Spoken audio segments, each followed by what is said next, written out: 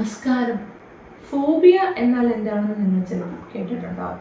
ചില കാര്യങ്ങളോട്, വസ്തുക്കളോടോ, വ്യക്തികളോടോ, അവസ്ഥകളോടോ, എന്തിനോടെങ്കിലും ഒക്കെയുള്ള ഭയങ്കര തീവ്രമായിട്ടുള്ള ഭയം, അത് നമ്മളെ, ആ ഒരു ഭയം നമ്മുടെ ലൈഫിലെ ആകമാനം ബുദ്ധിമുട്ടിക്കുന്ന തരത്തിലുള്ള ഭയമാണെങ്കിൽ അതിന് ഫോബിയ എന്ന് നമുക്ക് പറയാൻ പറ്റും.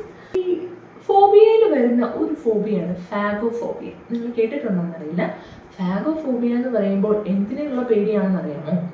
നമ്മൾ ആഹാരം കഴിക്കുമ്പോഴോ, അല്ലെങ്കിൽ വെള്ളം കുടിച്ചെടുക്കുമ്പോഴോ, അല്ലെങ്കിൽ ഈവൻ നമ്മുടെ സലൈവ ഇറക്കുമ്പോഴോ, മെഡിസിൻ പോലും കഴിക്കാൻ മടിക്കുന്ന തരത്തിൽ എന്തെങ്കിലും വിഴുങ്ങേണ്ടി വരുമ്പോൾ, അതായത് നമ്മുടെ തൊണ്ടയിൽ കൂടി എന്തെങ്കിലും ഉള്ളിലേക്ക് പോകണം എന്നുണ്ടെങ്കിൽ അതിനെക്കുറിച്ച് ആലോചിക്കുമ്പോൾ തോന്നുന്ന പേടി, അതാണ് ഫാഗോഫോബിയ. ഇത് കണക്ട് ചെയ്യാൻ എളുപ്പമുണ്ട്. ഈസോഫാഗസ് എന്ന് പറയുന്നതാണല്ലോ നമ്മുടെ ഫുഡ് ട്യൂബ് എന്ന് പറയുന്നത്. അപ്പോൾ ഈസോഫാഗസുമായിട്ട് കണക്റ്റഡ് ആയതുകൊണ്ടായിരിക്കും ഇത് ഫാഗോഫോബിയ എന്ന് പറഞ്ഞ വാക്കായിട്ട് ഇതിനെ വിശേഷിപ്പിച്ചത്.